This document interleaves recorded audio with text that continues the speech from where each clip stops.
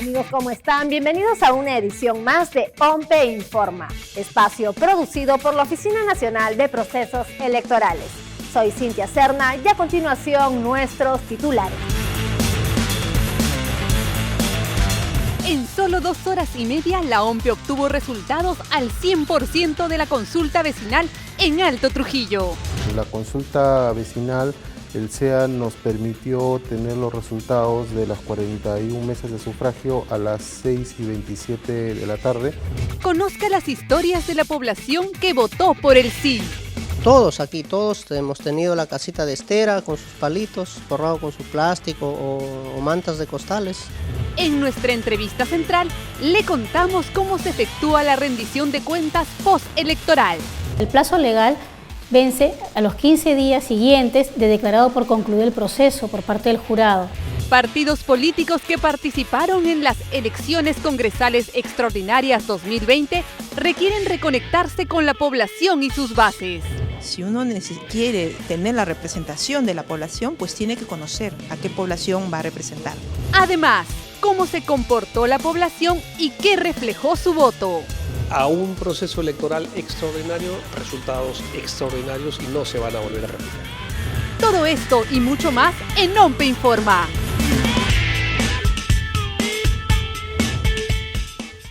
$9.964 votantes de El Porvenir y 287 de Florencia de Mora manifestaron sí estar de acuerdo con la creación del nuevo distrito de Alto Trujillo. Los resultados al 100% se dieron rápidamente, en solo 2 horas y media, gracias al uso del sistema de escrutinio automatizado. Desde muy temprano y sin contratiempos, se desarrolló en los distritos de Florencia de Mora y El Porvenir la consulta vecinal con fines de demarcación territorial para la creación del distrito de Alto Trujillo, provincia de Trujillo, en el departamento de La Libertad, donde más de 13.500 electores acudieron a las 41 mesas de sufragio instalados en 2 centros educativos. Bueno, para mí está todo bien, que sigan viniendo los vecinos a seguir dando su voto, ¿no? A cumplir con el deber del ciudadano. De mi parte está muy bien, se han puesto las pilas últimamente, están perfectamente bien. Masiva concurrencia de electores en los 2 locales de votación, donde a las 9:01 de la mañana estaban al 100% de mesas instaladas con miembros de mesa titulares y suplentes. Los ciudadanos marcaron sí o no por la creación del nuevo distrito de Alto Trujillo. Los electores llegaron acompañados de sus hijos para ejercer su voto. Fiscalizadores y personal de RENIEC colaboraron con la OMPE para orientar a los electores sobre la ubicación de las mesas de sufragio instaladas en las instituciones educativas Virgen del Carmen y El Amauta. La sinergia entre los 3 organismos sectorales ha sido la mejor y además la mejor prueba de ello es que estamos acá participando, no solamente orientando al electorado acerca de su exclusión del padrón, porque vienen personas a preguntar por qué no están en el padrón, sino también estamos colaborando y como usted podrá ver también lo hago yo, orientando acerca de los locales de votación y su mesa de votación. Esta consulta vecinal se desarrolló sin incidentes, debido al trabajo de la Policía Nacional y de las Fuerzas Armadas en los locales de votación. Tenemos una patrulla en cada uno de los locales y aparte, bueno, el personal de la Policía Nacional también que ha sido asignado, ¿no? Hasta el fin, de acuerdo a la misión asignada, tenemos que estar ahí nosotros permanente con ellos, ¿no?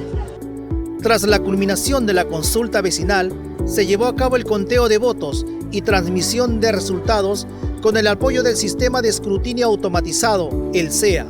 El SEA nos permitió tener los resultados de las 41 mesas de sufragio a las 6:27 de la tarde, el cómputo del 100% de las mesas de sufragio. En el distrito de Florencia de Mora, la opción sí obtuvo 287 votos y la opción no obtuvo 10 votos. Mientras tanto, en El Porvenir, la opción sí obtuvo 9.964 y el no 158 votos.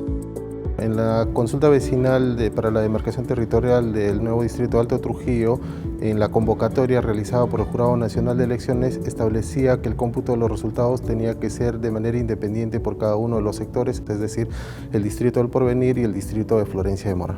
Cabe señalar que la consulta vecinal por sí sola no crea el distrito de Alto Trujillo, ya que esta elección es uno de los requisitos que serán evaluados por la Presidencia del Consejo de Ministros y el Congreso de la República.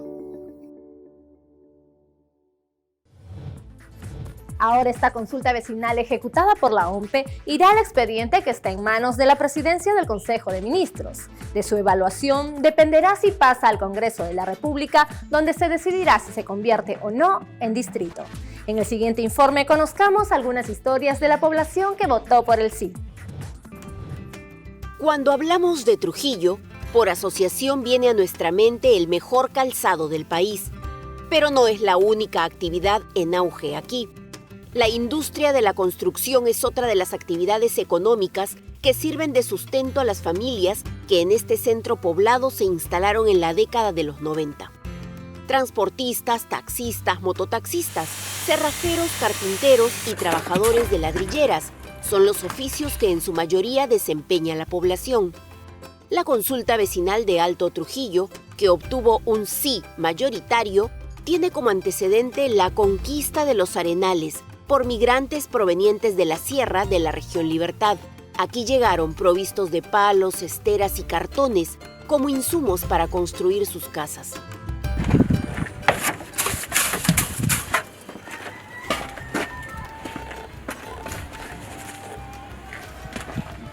Leonardo Sotelo, maestro de obras, llegó aquí hace 20 años.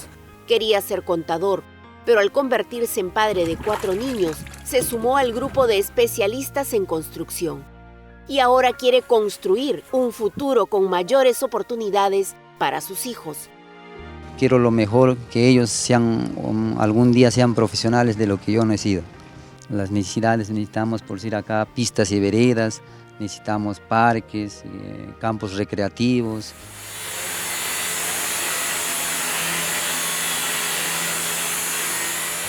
Carlos Salvador Camacho es cerrajero y soldador. Recuerda que lechuzas y grillos abundaban debido a las lluvias y el fenómeno del Niño.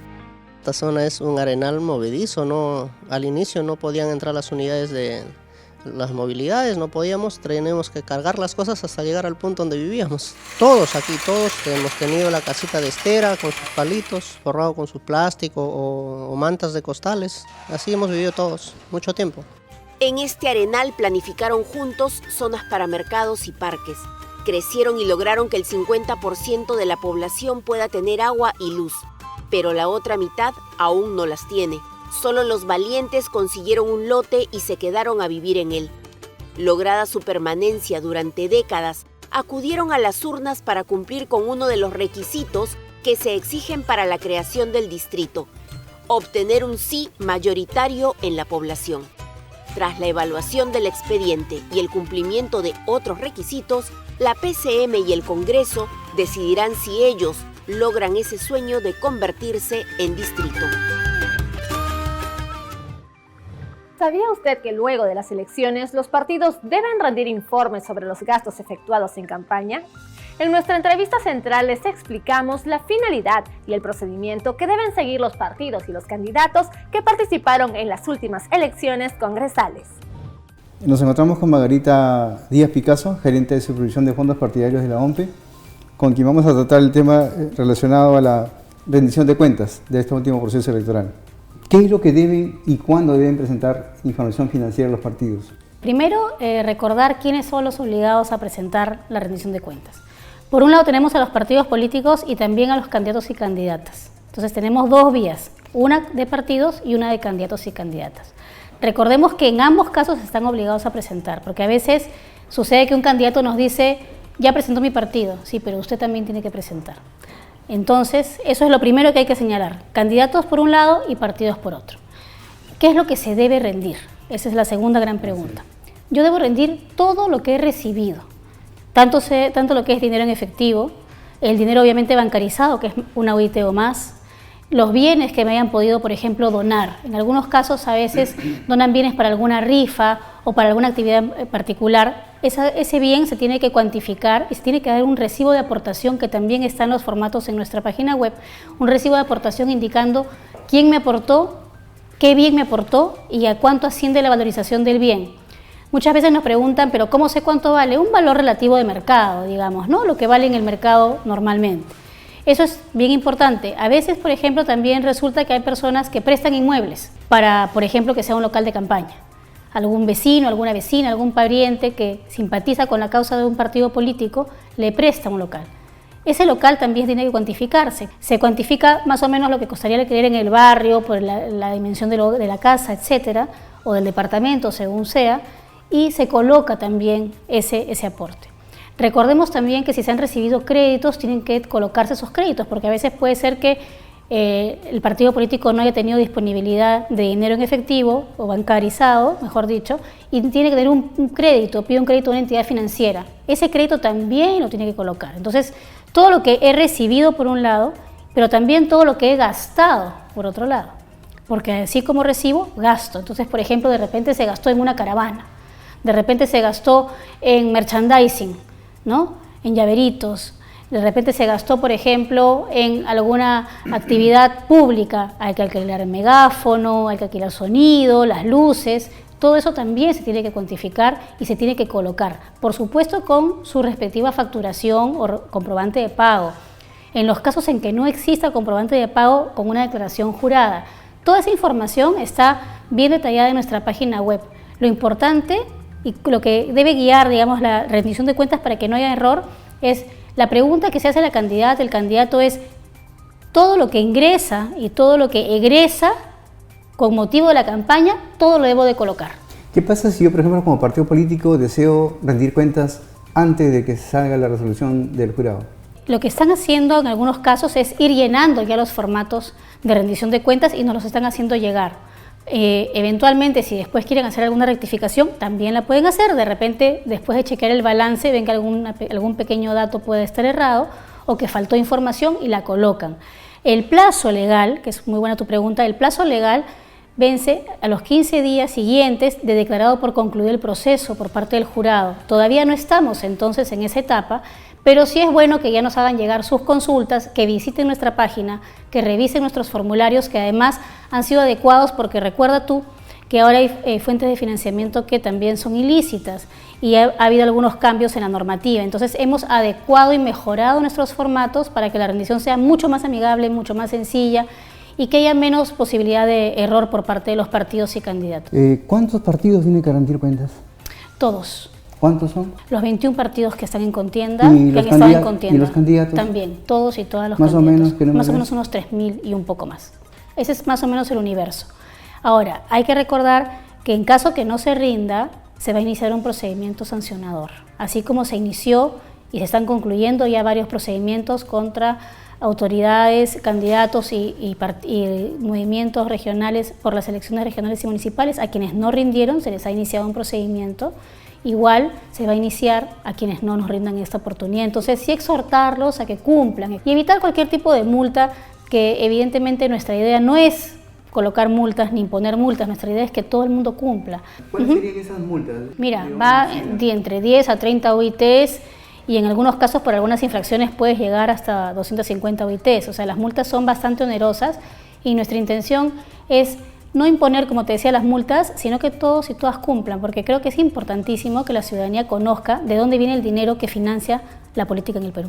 ¿Alguna exhortación final a los partidos políticos? Sí, a que revisen nuestra página web, que estén atentos y atentas a nuestras comunicaciones.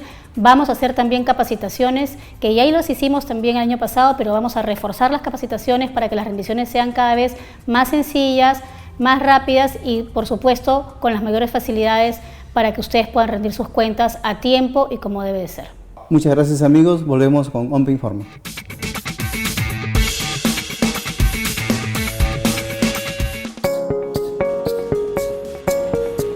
Este servicio del Banco de la Nación funciona los 365 días del año, las 24 horas. Y uno puede acceder a la plataforma desde cualquier sitio. También se puede bajar la app de Pagalo.pe a través de los teléfonos móviles, tanto de Play Store para los teléfonos Android como la plataforma App Store para los iOS. Es muy fácil, uno primero tiene que inscribirse, el propio sistema te va a llevar a los datos que hay que incorporar, por ejemplo correo electrónico, que es donde le van a llegar las constancias de pago. Cuando pague una tasa, automáticamente lo va a llevar al sistema de pagos de cualquier tarjeta de crédito o débito que existe en el mercado. Esta plataforma es completamente segura, tiene todas las características de seguridad del mercado, de las plataformas más adelantadas, y no hay que dudar, es completamente seguro y fácil.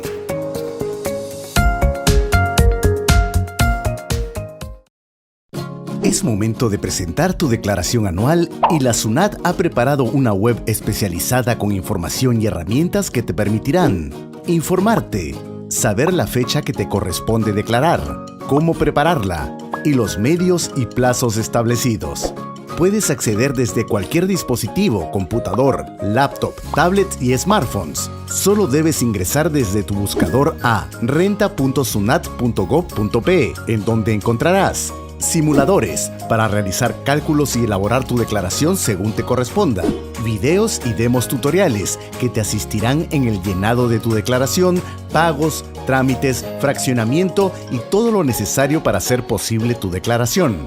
Preguntas frecuentes, normas legales que debes tener en cuenta como contribuyente al preparar tu declaración.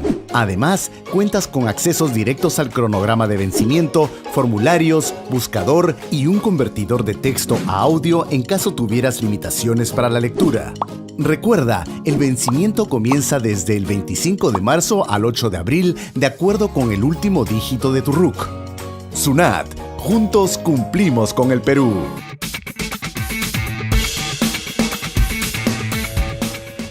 La OMPE realizó un conversatorio con especialistas que opinaron sobre los resultados obtenidos en las elecciones congresales extraordinarias 2020. La falta de conexión con la población y un activismo solo coyuntural fueron los errores de partidos que no lograron captar el voto popular.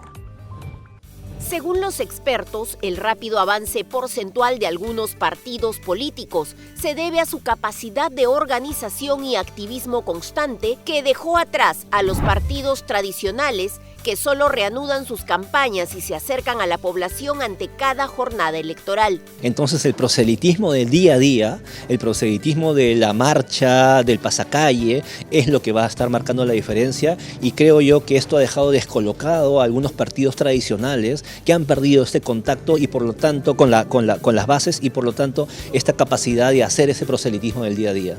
Arturo Maldonado, experto en temas políticos, que participó en nuestro conversatorio sobre los resultados electorales, opina que la llamada franja electoral brindó equidad de visualización a los candidatos y evitó que quienes más recursos económicos tienen se impongan sobre otros. Pero aquí sumó y marcó la diferencia quien usó otros vehículos de difusión de sus campañas. Los partidos políticos tienen que tratar de regresar a sus orígenes, ¿no?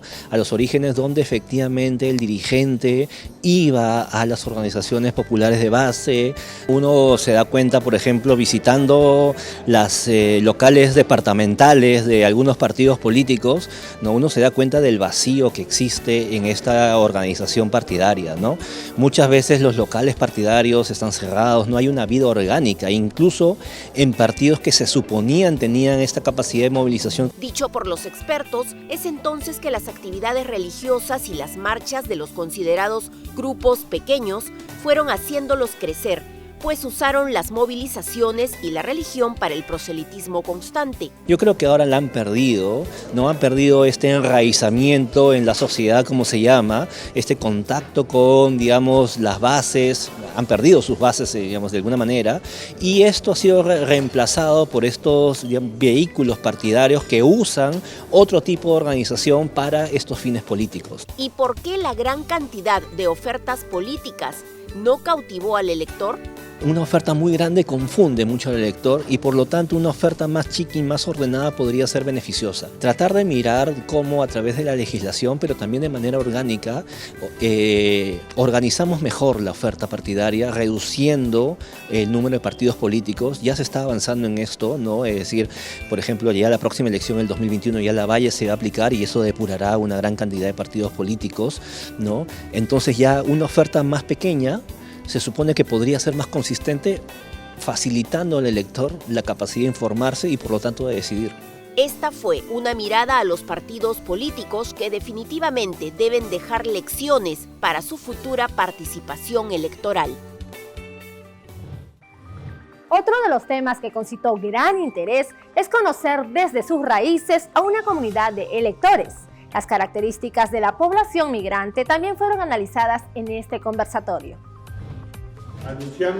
A la luz de los resultados de las elecciones congresales extraordinarias 2020, los partidos políticos deben reformularse en tener más conocimiento del elector y sus orígenes si es que aspiran a representar al país, a juicio de Carlota Casalino Sen, doctora en Ciencias Sociales por la Universidad Nacional Mayor de San Marcos.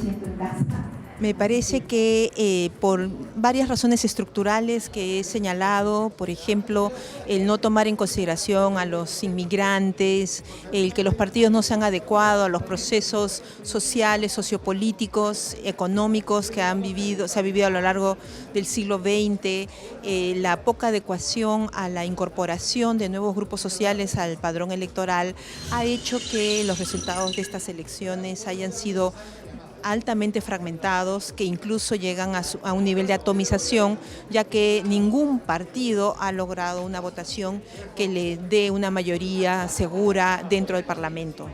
Hay 11 departamentos donde predominan los inmigrantes y que en las últimas elecciones congresales extraordinarias del 26 de enero, donde los resultados reflejan la identidad de los votantes en las zonas donde viven junto a sus familias y que esperan ser representados por el nuevo Parlamento. El caso más bajo es el caso del Callao, que llega más o menos al 30 y tantos %, mientras que el caso más alto lo tenemos en el caso de Puno, que llega al 95%. Es decir, en el caso del Callao, la mayoría de la población son resultados de migraciones, algunas recientes, otras más antiguas, de los 80, otros de la década de los 60 y otros de principios del siglo XX. Es decir, hay oleadas de migrantes que hacen que los que nacieron en un lugar se hayan trasladado y ahora voten en otro lugar distinto. En el caso de Puno tenemos lo contrario. Hay un 95% de la población que vota ahí que nació en Puno. Estos datos sirven para sensibilizar a los partidos políticos sobre la necesidad de trabajar mucho mejor en relación con los electores, porque los resultados de las elecciones congresales extraordinarias 2020 es justamente porque no han recibido un mensaje claro de parte de los partidos políticos sobre qué es lo que ellos ofrecen cuando estén dentro del Parlamento. Los migrantes, como señalé en la conferencia, los migrantes además no son un grupo homogéneo, son grupos heterogéneos que tienen distintas expectativas. Entonces hay que conocer. Si uno quiere tener la representación de la población, pues tiene que conocer a qué población va a representar. La religión y su vínculo con la política fue otro ángulo que abordaron los especialistas tras los resultados obtenidos en las elecciones congresales extraordinarias 2020. El docente e investigador de la Universidad del Pacífico, José Luis Pérez Guadalupe, desarrolla un análisis de las elecciones congresales extraordinarias, donde expresa su punto de vista sobre si las elecciones presidenciales y congresales deben realizarse en forma simultánea y si las doctrinas religiosas influyen en las decisiones de los electores durante la emisión de su voto. Habría que ver, siempre ha sido, digamos, conjunto, pero lo que uno necesita es gobernabilidad. Pueden haber partidos fuertes con decisiones necesarias, pero eso solamente lo haces al comienzo de un gobierno y con una fuerte representación parlamentaria. Asimismo, Pérez Guadalupe remarcó que para una elección extraordinaria se dieron resultados extraordinarios, porque en elecciones generales el candidato presidencial generaba el voto de arrastre para su grupo congresal y que los resultados no se replicarán para el proceso electoral del 2021. Está manifestando, sobre todo, es una posición de rechazo a todo lo que hay. Entonces tenemos un parlamento bastante atomizado, pero poco representativo. Si juntamos a todos los otros grupos que han conseguido votos, suman más o menos el 20%. Y efectivamente, si sumamos a esos otros, más los inválidos, blancos y los que no fueron a votar, en verdad solamente el 40% del electorado es el que ha elegido a este Congreso. Entonces, ya digo, a un proceso electoral extraordinario, resultados extraordinarios y no se van a volver a replicar. Por otro lado, el docente universitario señaló que siempre hubo una relación entre religión y política, y en América Latina siempre existió una relación entre Iglesia y Estado, y que hoy en día existen nuevos actores, los grupos evangélicos. Y ahora se está volviendo otra vez a esa relación religión-política, porque los evangélicos no son una institución unitaria, son una serie de iglesias. Pero en este caso lo que nos está marcando los resultados es que no ha habido una relación entre agenda moral y agenda política, que es lo que algunos grupos querían empoderar. Han querido emular a lo que pasó en Brasil con Bolsonaro y les ha salido el tiro por la culata totalmente, porque no han sabido interpretar que en América Latina no existe un voto confesional. O sea, hay un voto que puede ser valorativo, pero no confesional. Y es más, ese voto valorativo no va solo, va acompañado de una serie de elementos, porque los creyentes, católicos o evangélicos, votan como ciudadanos, no solamente como creyentes. Gracias amigos por acompañarnos aquí en OMPE Informa. Y ya lo saben, si desean más información pueden visitar nuestra página web www.ompe.gov.pe y seguir nuestras redes sociales, tanto en Instagram, Twitter y Facebook. Y por supuesto suscribirse a nuestro canal de YouTube. Con nosotros hasta una siguiente edición. Permiso.